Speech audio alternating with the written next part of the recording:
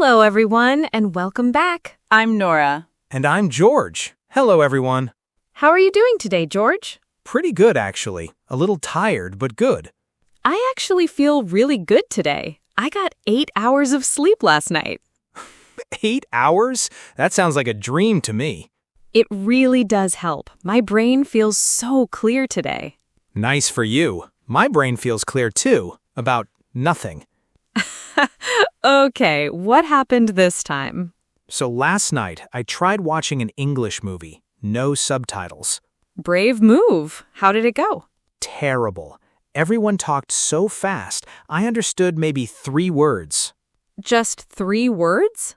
Yes, hello, okay, and wait. That's it.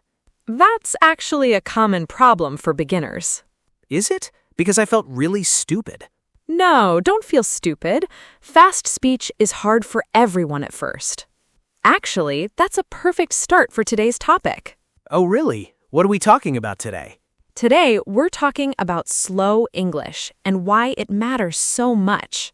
Slow English? Like talking slowly on purpose? Exactly that. And it can change everything for you. But first, if this podcast is helping you, please hit that like button. It really helps more people find us and learn with us. And subscribe too, so you never miss an episode. So, George, let me ask you something. When you listen to fast English, what happens in your brain? Honestly, everything blurs together. I can't find the words. That's normal. Your brain needs time to catch each sound. But native speakers never slow down for me. True, but you can train your ear first. Train my ear? How do you train an ear? Think of it like pouring water into a small cup. A cup? Okay, I'm listening. If you pour too fast, the water spills everywhere. Right, it makes a mess. But if you pour slowly, every drop goes into the cup. So, slow English is like pouring slowly? Exactly. Every word goes into your brain. Nothing spills out. That actually makes sense. I never thought about it that way. That's why we made this podcast slow and clear for you. Wait, is that the secret? Just slow speaking? There's a bit more to it, but yes, speed is the first key. Okay, so what do I actually do? Just listen slowly? Yes, but with one important habit. Repeat what you hear. Repeat it? Like a parrot? Kind of, yes. It's called shadowing. Shadowing? That sounds like a spy movie. Not quite. It just means copying the speaker's words right after them. So I listen, then I say the same words. Exactly. Slowly at first, then a bit faster over time. Can we try it right now? Sure. I'll say a sentence, slowly. You repeat it after me. Okay, I'm ready. I would like a cup of coffee, please.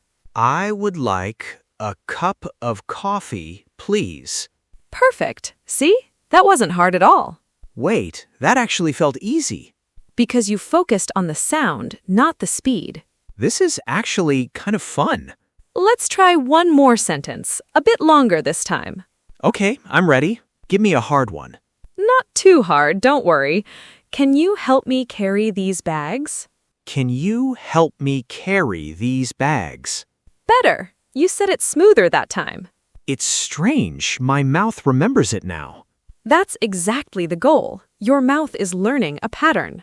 So this isn't just about ears. It's about my mouth, too.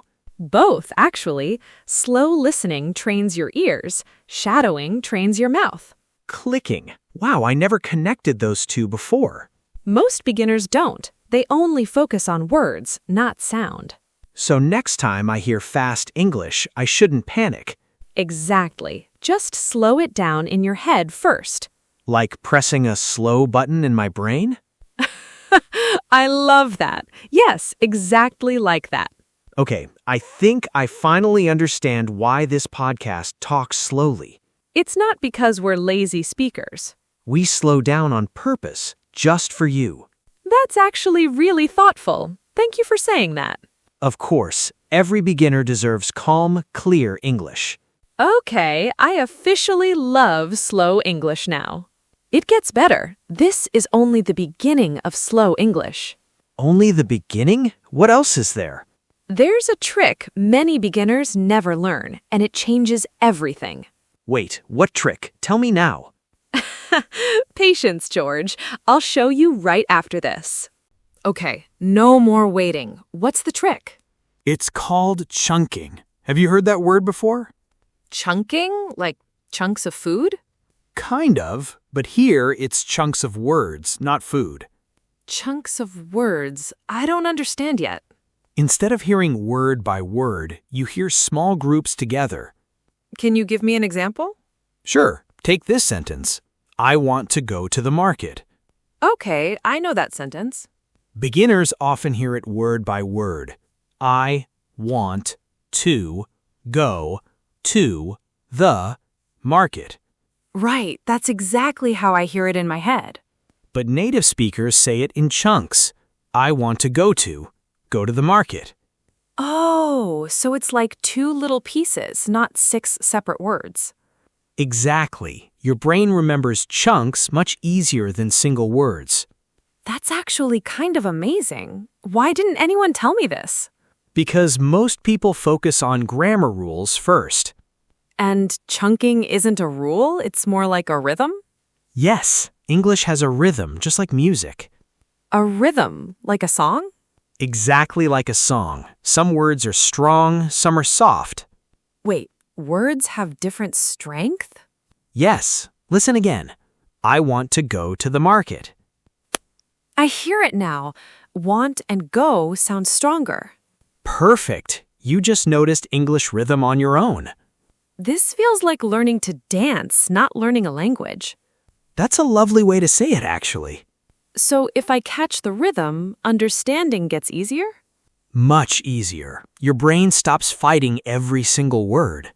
Okay, I need to try this myself. Can I try a sentence? Go ahead, take your time.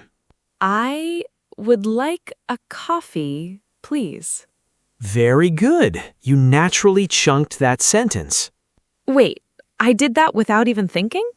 That's the beautiful part. Your ear is already learning. I feel like a real detective finding hidden word groups. I like that. A rhythm detective. Can we try a longer sentence? I want a real challenge. Brave choice. Let's try, my brother lives in a small town. My brother lives in a small town. Excellent. You found the natural chunks by yourself. This is actually starting to feel automatic. That's exactly what happens with regular practice. Okay, Detective George is officially on duty. Can I confess something a little embarrassing now? Of course, go ahead. Last week, I practiced English in the shower, out loud. In the shower, that's actually a great idea. My neighbor probably thinks I'm talking to myself. Well, were you chunking your sentences at least? Honestly, no. I was just shouting random words. That's still practice, though. Every bit counts, shower or not. Good, because I'm definitely doing it again tonight. Now here's something even more useful for daily practice. There's more? George, you're spoiling me today.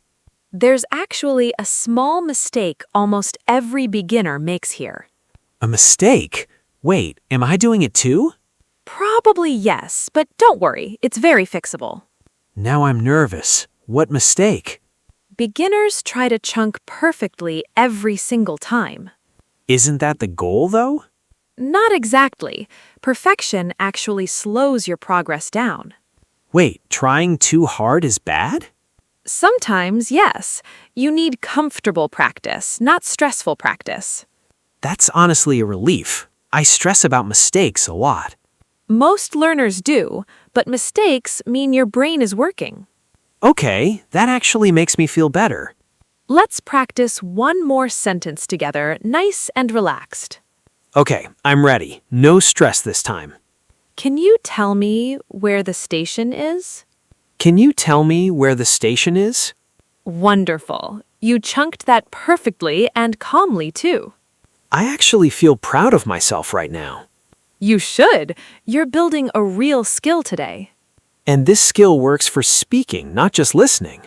Wait, chunking helps me speak better too? Yes, when you speak in chunks, you sound more natural. So I stop sounding like a robot reading a list. Exactly. You start sounding like a real speaker. That's honestly the best compliment I've heard all week. Okay, wait. I think I finally understand this podcast's whole style. Tell me what you think. We talk slow, in chunks, on purpose for our listeners. Exactly. Every episode is training your ear and your rhythm. That's honestly kind of genius. There's still one more piece, though, that ties everything together. Wait, one more piece? What is it? It's the part where slow English becomes your English. That sounds important. I want to know now. Stay with me, George. It's coming very soon. Okay, so what does that even mean? Slow English becomes my English.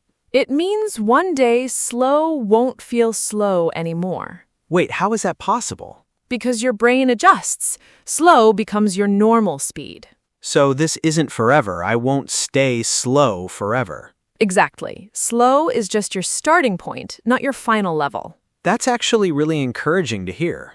And here's the final piece. Practice a little every single day. Every day? Even just a few minutes? Yes, even 5 minutes daily beats 1 hour once a week. That's honestly good news for a lazy guy like me. Small daily steps build big results over time. Also, don't worry about your accent while you practice. Wait, my accent doesn't matter? Not at first. Clear speaking matters more than a perfect accent. That's such a relief. I always worry about that. Focus on rhythm and chunks first. Accent improves naturally later. Okay, that actually takes a lot of pressure off me. Good, because English learning should feel light, not heavy. Can I share something funny before we move on? Sure, go ahead. Yesterday, I practiced shadowing while cooking. I burned the rice. Oh no, multitasking disaster. Worth it, though. My sentences sounded amazing, at least. Priorities, George, priorities. Okay, but what should I actually try right now? Something is coming next, and it's honestly the most important part. Wait, more important than chunking and shadowing? Yes, because now you get to actually use it yourself. One last thing, though, before we practice together. What's that? Don't compare your speed to other learners around you. Wait, I do that all the time, actually. Everyone learns at their own pace, and that's completely fine. That's honestly hard to remember sometimes. I know, but comparison only steals your motivation, nothing else. Okay, focus on my own pace, not everyone else's pace. Exactly. Now let's actually put everything into practice. Okay, I'm ready. Give me a real situation. Imagine you're ordering food at a small cafe. Okay, I can imagine that. I'm hungry already. I'll be the waiter. Ready? Hi, what would you like today? I would like a sandwich and a coffee, please.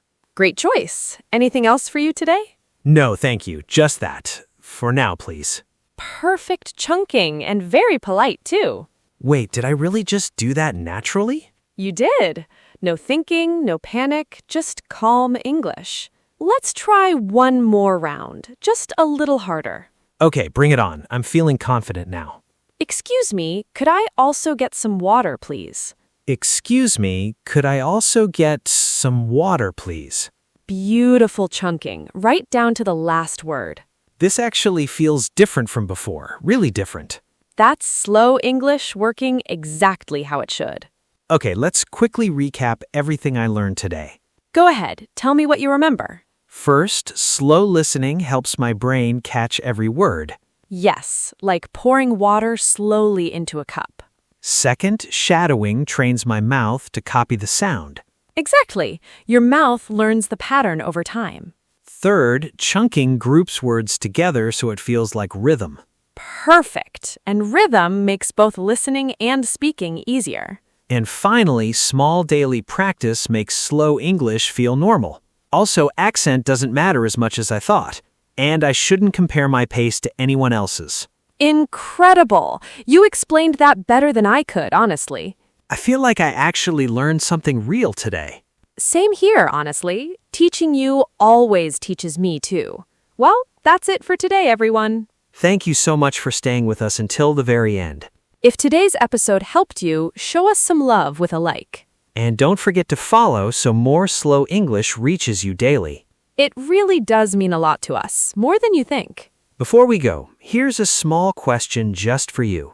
What did you eat for breakfast today? Tell us in English. Write your answer in the comments below, even a short sentence. We really do read every single one of them, always. Practice a little today and a little more again tomorrow. Remember, slow is not weak. Slow is smart and steady. Take your time, be kind to yourself, and keep going. Until next time, this was Nora. And I'm George. Bye for now, everyone.